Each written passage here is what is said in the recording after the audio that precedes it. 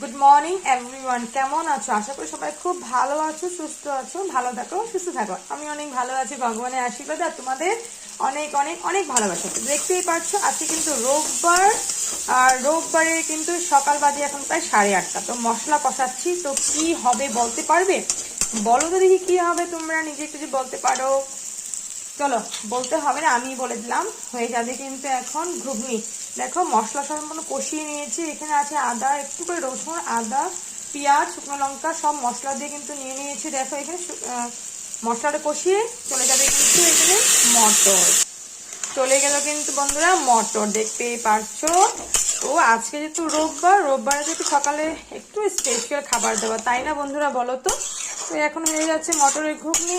এদিকে লুচির জোগাড় কিন্তু আমি করে রেখেছি। ঘুগনিটা বসিয়ে কিন্তু ফটাফট করে লুচিগুলো বেলে নেব। তো তোমাদের বাড়িতে আজকে কি হয়েছে ব্রেকফাস্ট একটু করে জানি।